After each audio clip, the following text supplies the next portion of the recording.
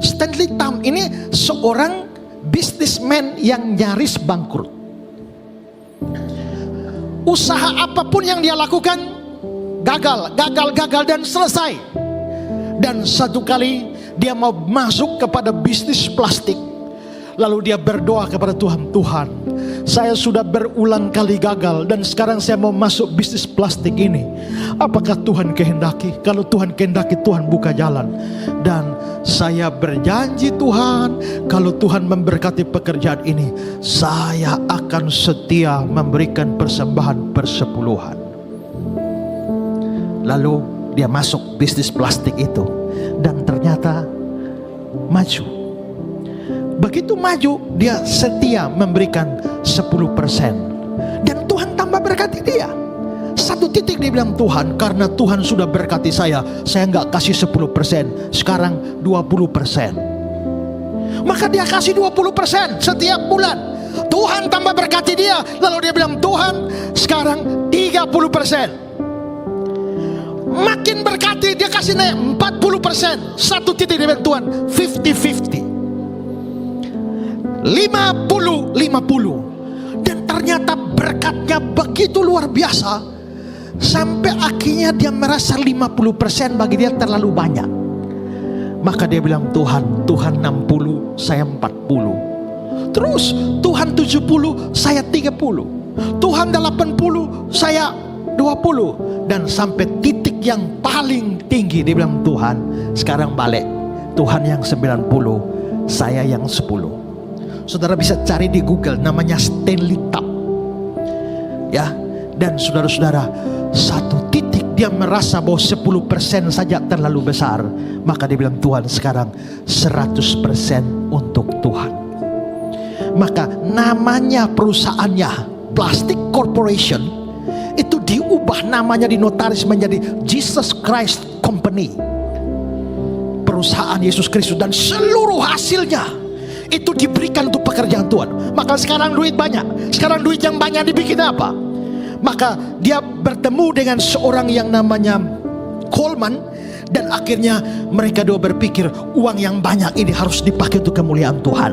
Maka marilah kita dirikan sebuah lembaga misi yang namanya Oriental Mission Society. Maka dirikanlah suatu lembaga misi, Oriental Mission Society. Dan lembaga ini bertujuan kirim misionaris ke berbagai macam negara, beritakan Injil. Dan kalau Injil sudah dikirim ke negara itu, misalnya masuk India, ada misionaris dari OMS masuk India, bendera India berkibar di depan Oriental Mission Society di Amerika. Begitu juga semua negara.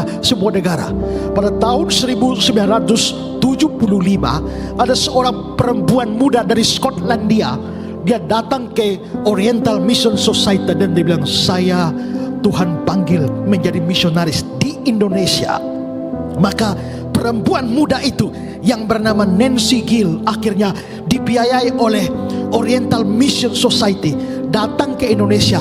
Turun pertama di Surabaya sini, lalu beritakan Injil, lalu pergi di Malang, beritakan Injil. Ini orang bule dan perempuan tidak menikah, dia beritakan Injil dan banyak orang akhirnya menjadi percaya. Lalu dia latih orang-orang itu menjadi percaya, menjadi penginjil. Setelah dia latih, lalu dia merasa bahwa ini perlu ada pendidikan yang khusus bagi orang-orang ini. Gak bisa dia sendiri, perlu satu lembaga pendidikan.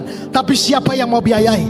Lalu dia sampaikan ke Oriental Mission Society di Stanley Tam. Dan akhirnya dari Oriental Mission Society itu mendirikan sebuah sekolah untuk melatih para penginjil dan mempersiapkan para hamba Tuhan.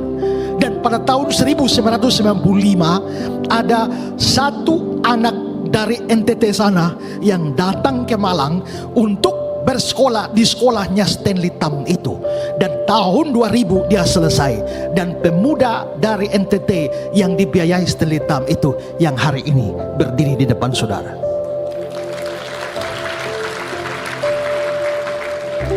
Saudara boleh cari di Google tentang Stanley Tam. Bagaimana dia bilang, God, Tuhan itu adalah, kalau saya tidak salah kalimatnya, Tuhan adalah pemilik bisnisku. Nah, itu berarti di situ orang itu kerja, tapi yang dia pikirkan bagaimana dengan uangnya dia memuliakan Tuhan. Saya hari ini beritakan Injil di mana-mana dan berapa banyak orang diberkati dengan pelayanan saya. Tapi semua itu tidak terlepas dari seorang Stanley Tam yang mulai belajar pakai uangnya untuk kemuliaan Tuhan. Jika engkau makan, minum atau lakukan apapun, lakukan itu untuk kemuliaan Tuhan. Kalau tidak ada, saudara sedang melakukan dosa Babel.